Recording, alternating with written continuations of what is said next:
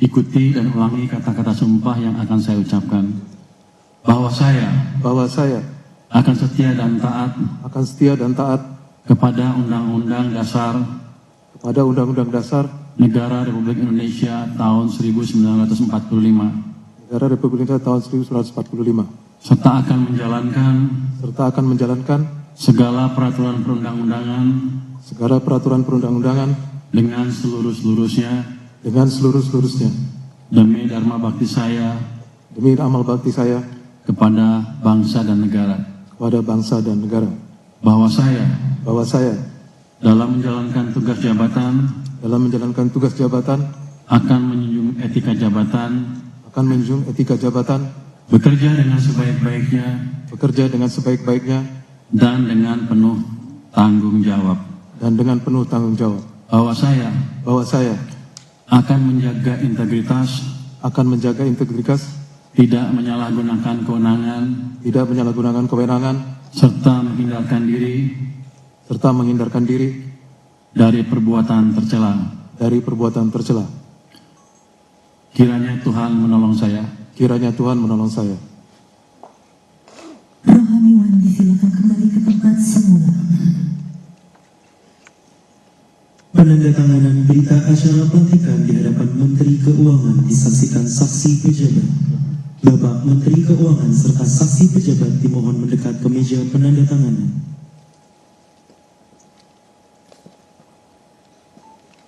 Kami mohon mendekat ke meja penandatanganan Dr. Robert Leonard Marbun, SIP MPA, pejabat yang dilantik beragama Kristen Protestan.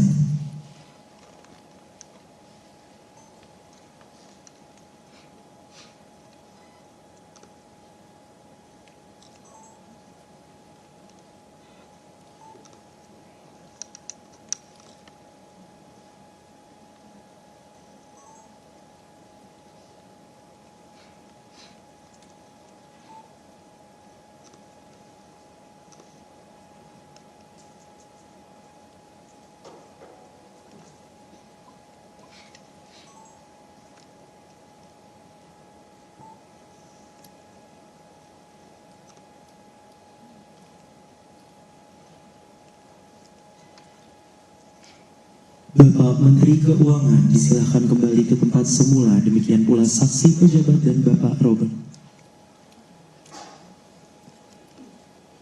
Persiapan upacara serah terima jabatan.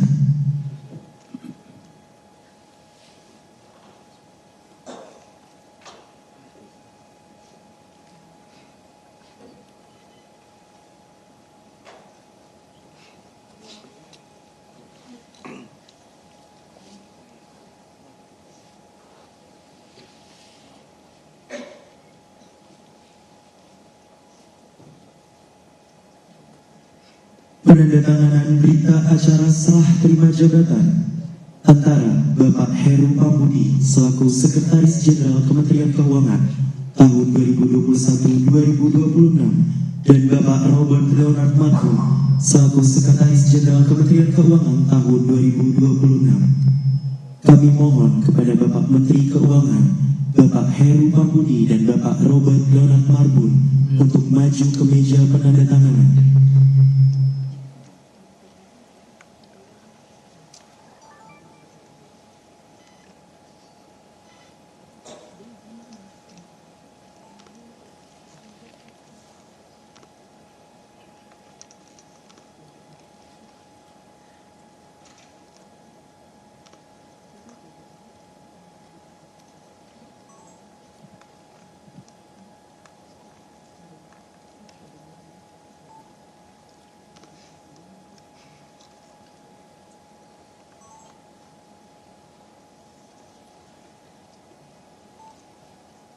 Penyerahan memori jabatan disaksikan oleh Menteri Keuangan. Penyerahan memori jabatan akan diserahkan oleh Bapak Heru Pambudi selaku Sekretaris Jenderal Kementerian Keuangan tahun 2021-2026 kepada Bapak Robert Leonard Marbun, Sekretaris Jenderal Kementerian Keuangan tahun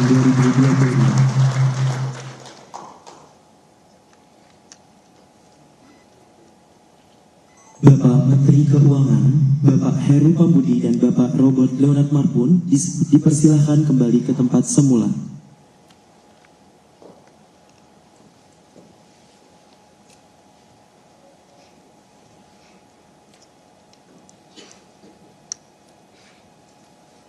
Arahan Menteri Keuangan. Seluruh peserta dimohon dalam posisi istirahat. Yang terhormat Bapak Purbaya Yudhistha Dewa disilakan.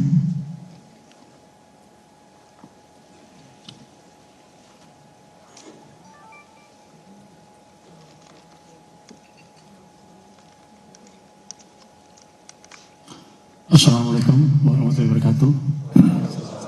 Selamat pagi, salam sejahtera bagi kita semua.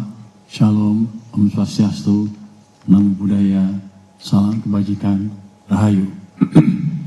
Yang saya hormati Wakil Menteri Keuangan Bapak Suhasil Nazara dan Bapak Yuda Agung, Wakil Menteri Investasi dan Hilirisasi Bapak Todo Tua Pasaribu, para pejabat pimpinan tinggi media di lingkungan Kementerian Keuangan, pejabat yang dilantik pada hari ini, para tamu undangan dan hadirin sekalian berbahagia.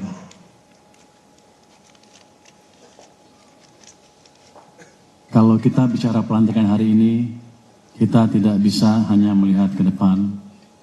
Harus kita lihat apa yang sudah dibangun. Bapak Heru Pambudi itu bukan muncul tiba-tiba. Beliau dibentuk dari proses yang panjang, dari bawah, dari lapangan, sampai ke atas.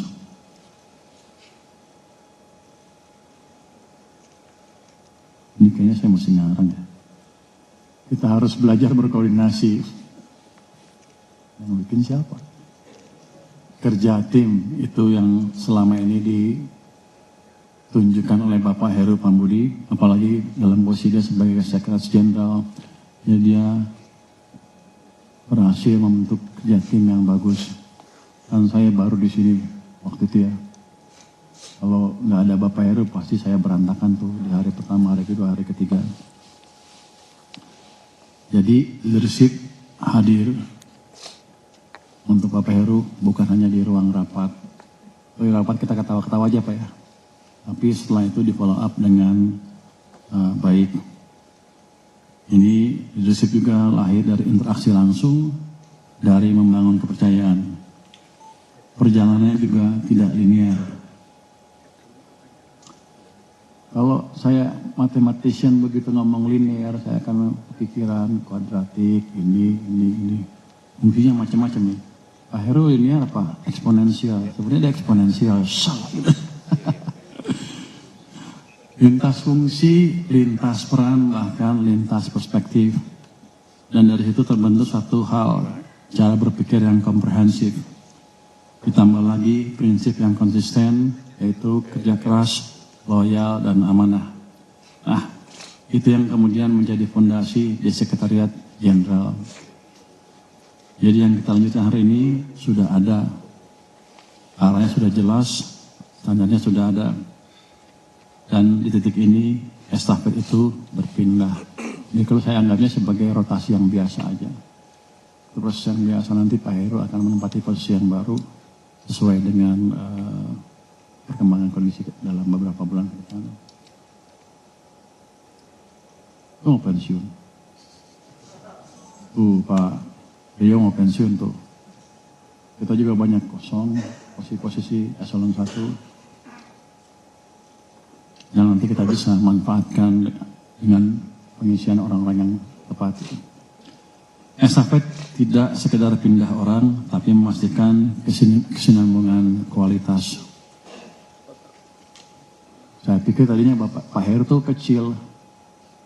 Saya bandingin dengan Pak Robert, dia masih lebih tinggi rupanya. Masih unggul Pak. Dan Pak Robert Leonard Marbun, kalau kita lihat, juga datang dengan fondasi yang kuat. Beliau punya latar belakang akademik yang lengkap, hubungan internasional, policy analysis, sampai ekonomi.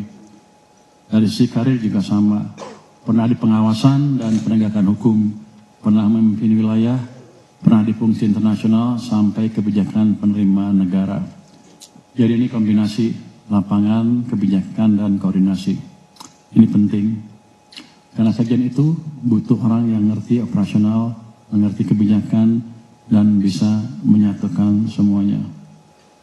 Tapi saya nggak tahu nih, Pak Robert kan kelihatannya serius banget. Kalau rapat bisa ketawa-ketawa nggak? Nanti kita kalau rapat bawa kalkulator semua, serius semua dia.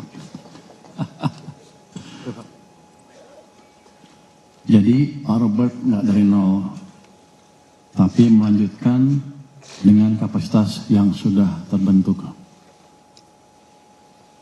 Kalau lihat dari rambut sudah kelihatan, sepertinya dia lebih sering kena angin di depan. Artinya lebih biasa berpikir lah. Sudah terbiasa berpikir. Sekarang kita lihat konteksnya. Global sedang tidak stabil, geopolitik sedang bergerak, harga komoditas fluktuatif. Kalau kita negara tetangga kita, BBM udah naik nggak kira-kira kan? Di sini Pak, dengan kepemimpinan orang-orang ini, kita bisa menjaga harga BBM di level yang sekarang tanpa membahayakan APBN. Jadi tim kita tuh jago, cuman di luar masih kurang dihargai ya. Kita masih kok kampanye tuh. Kita jago dibanding negara-negara tetangga kita. Berarti timnya bagus sekali di sini. Dan pada waktu harga BBM naik ke level yang tinggi itu, saya diundang ke Kertanegara. Ditanya, kan kiranya waktu udah kacau harga minyak ini, wah itu pasti anggaran kacau nih. Ditanya sama Presiden, gimana APBN? Aman Pak. Oh aman. Kalau 100? Aman Pak. Sudah kita itu sampai 100 aman semua. Artinya ada tindakan-tindakan yang kita bisa jalankan untuk itu mengamankan itu. Dan itu belum terpublikasi dengan baik ke media. Kayaknya saya hanya bicaranya saya separuh-separuh, kelihatannya mereka nggak banyak ngerti. Tapi nanti tugas Pak Marbun kan namanya, untuk memastikan itu lebih dipahami masyarakat. Jadi dengan keadaan yang seperti itu pun kita nggak pernah panik. Di luar kita tenang terus, walaupun kalau rapat panik sih. Tapi kita approach secara terukur, nggak pernah ada angka yang aneh-aneh yang nggak bisa kita hitung. Saya di bidang anggaran, Pak Luki ya, itu orang ITB nyasar. Ya, jadi pasti jago ngitung. Orang ITB kok pegang anggaran, sama menterinya. Elektor pegang Kementerian Keuangan, sama ngasilnya kita. Tapi kita pastikan approach kita betul-betul kuantitatif dan terukur. Semua memberi masukan yang pas pada waktu meeting. Jadi waktu kita serius banget. Begitu selesai ya ketawa-ketawa. Tapi semuanya dikendalikan dengan baik. Kita pegang prinsip disiplin fiskal, kredibilitas APBN. Itu yang kita pegang mati-matian selama ini. Selama paling enggak 6 bulan terakhir ya. Karena orang-orang udah lihat nih, Purboyo mau bikin kesalahan apa, katanya. Pasti tembus 3%. Tahunnya tahun lalu pun di bawah 3% kan. Kita publish berapa? 2,92. Aktualnya nanti di bawah itu lagi. Jadi kita jago juga rupanya. Dengan defisit di bawah 3%, tapi kita semua nih, kerja semua bisa membalik arah ekonomi ke arah yang lebih baik. Triwulan keempat tahun lalu, saya yakin triwulan pertama ini juga tumbuhnya lebih bagus lagi. Berapa Pak Febrio? Ya, cuma 5,5 loh. Berarti itu salah dong. Anda bilang 5,7 kan? Hah? Di luar bilang 5,7. Kalau ada 5, di atas 5,5 lu gua potong bonus ya. Enggak. Jadi dengan kebijakan yang pas, dengan diskusi yang terus menerus, kondisi fondasi kita amat kuat. Itu yang bikin Pak Presiden agak senang. Gimana? Menteri Keuangan? Aman Pak. Kalau naik ini aman Pak. Kalau itu aman Pak. Kalau dia mikir, kok dia ngomongnya aman terus. Jangan-jangan yang ngitung. Kita bukan ABS ya. Kita semua terhitung, semua kita hitung dengan baik. Nggak ada yang main-main. Untuk pertumbuhan ekonomi, saya bukan mengandalkan fiskal aja tuh. SNI, apalagi LPEI yang hadir semuanya, kita coba galakkan. Ada GDP juga, kita galakkan ke depan. Bahkan si PT SMI saya suruh hitung kalau bikin sekolah integrasi di mana,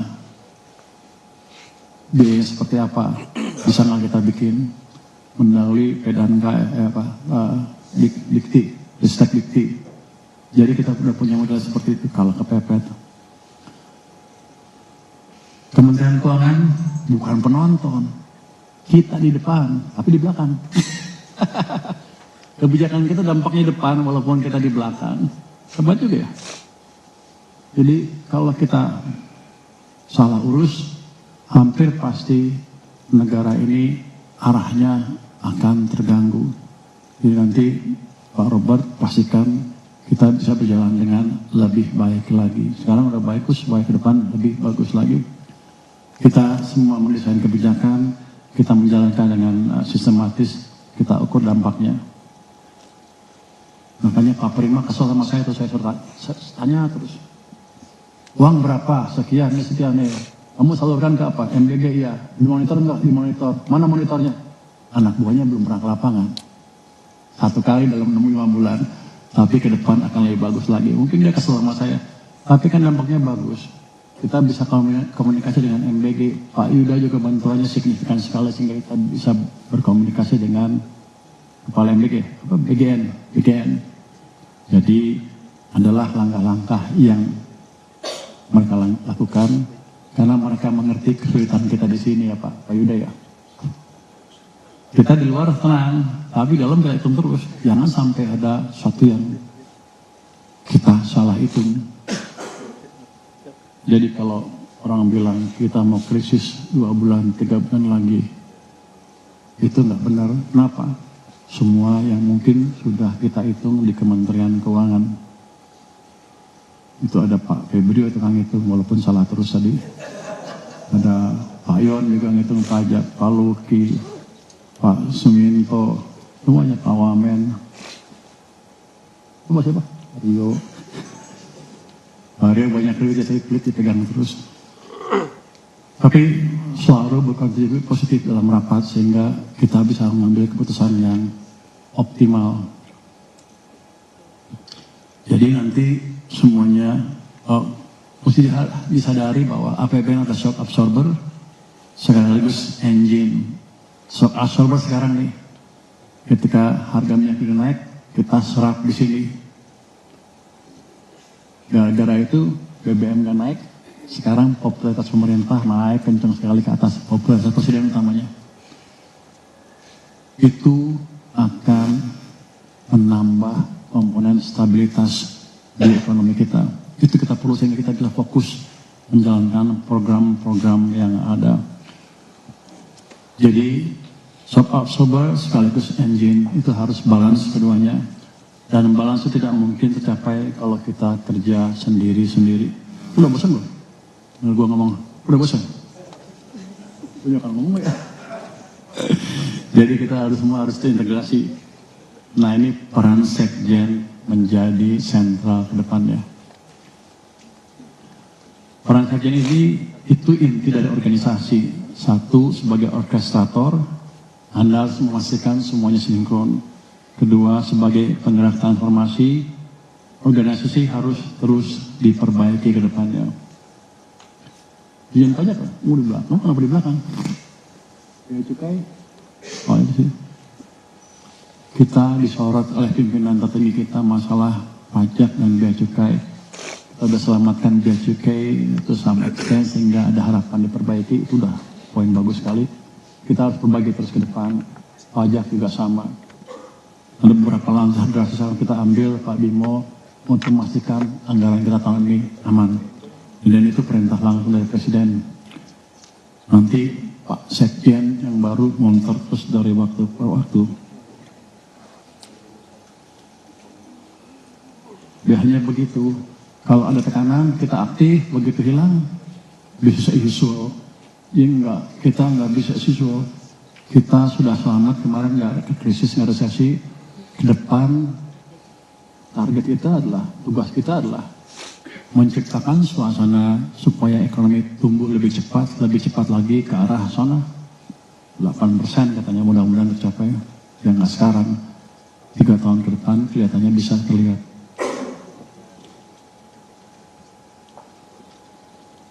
Yang ketiga, kita sebagai penjaga reformasi atau saya kira sebagai penjaga reformasi yang sudah baik sekarang dikunci, dipastikan tidak memburuk lagi ya.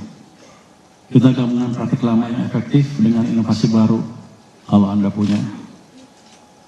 Kalau nggak punya berarti sama aja. Jadi harus Anda berpikir lebih keras lagi supaya kita lebih efektif yang mendukung tadi. Laju pertumbuhan yang lebih cepat. Selain itu juga Sekjen berperan sebagai integrator kebijakan pimpinan. Jadi arahan harus jadi aksi nyata. Buat saya sering rapat-rapat 1, 2, 3, 4 putusin ya. Dan saya nggak nyatet. Habis itu kalau nggak di follow up, ya nggak kejadian. Nanti dipastikan itu di follow up dengan baik ya. Yang berikutnya, Sekjen juga pengelola SDM dan budaya. Jadi kita hilangkan silo-silo. Contohnya, silo apa? Si Pak Prima. Oh nggak ada Pak Prima ya? Oh itu dia. Pak Prima punya kelebihan pegawai. Pajak kurangan pegawai. Daripada rekrut baru kita switch aja sebagai orang dari tempatnya Pak Prima ke pajak. Tapi orang pajak kesan pertamanya, gue lebih tinggi kayak gitu. Karena gajinya lebih tinggi, perlu tahu gajinya lebih tinggi pajak. Kita potong atau kita naikin yang lain? Kan 2 pilihan kita samain, kita potong pajaknya yang orang pajak atau yang lain kita naikin semua. Kalau Pak Luki nggak setuju pasti. Itu masalah anggaran ya Pak Luki ya. Oh, Pak Luki setuju nggak? Dia nggak setuju. Dia nanti protes ke Pak Luki semuanya. Tapi nggak. Yang kayak gitu di mana ada itu seolah-olah satu dengan yang lain berbeda di keuangan harus kita hilangkan secara bertahap atau kalau bisa cepat. Untuk Pak Heru Pambudi, saya ucapkan terima kasih sebanyak-banyaknya. Bapak juga sudah membangun fondasi yang kuat dan itu sekarang jadi baseline kita ke depan. Kepada Bapak Robert Leonard Marbun, bekalnya sudah ada, jadi tinggal eksekusi dan orkestrasi. Karena sekjen itu bukan soal kerja sendiri, tapi memastikan semua orang bekerja dengan arah yang sama. Bapak dan Ibu sekalian, organisasi ini kuat kalau kita jalan bareng, arah sama, ritme sama, nilai sama.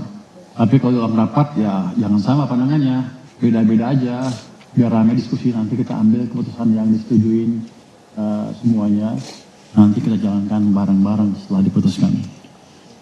Kerja itu tidak rumit, seringnya malah kita sendiri yang bikin rumit. Kerjakan, selesaikan, kalau ada yang tidak benar, perbaiki. Kita harus berani, kita harus konsisten. Kalau kita konsisten, hasilnya pasti akan kelihatan. Dan waktu kita, Pak Robert, nggak banyak. Saya janji ke orang-orang, ke masyarakat, pertumbuhan ekonomi tahun ini mendekati 6%. Kalau akhir tahun nggak tercapai, saya dimarahin sama masyarakat. Mungkin disuruh mundur. Tapi kalau sebelum saya mundur, saya akan pecat Febrio dulu. Bapak juga. Baru saya terakhir. Ingat, pendeknya tantangan kita berat, waktu kita nggak banyak. Kita harus bereskan, praktikan lebih rapi lagi organisasi kita sehingga dampaknya ke perekonomian semakin signifikan. Wassalamualaikum warahmatullahi wabarakatuh. Om Shanti Shanti Om Namo Buddhaya. Salam kebajikan. Rahayu. Pembacaan doa.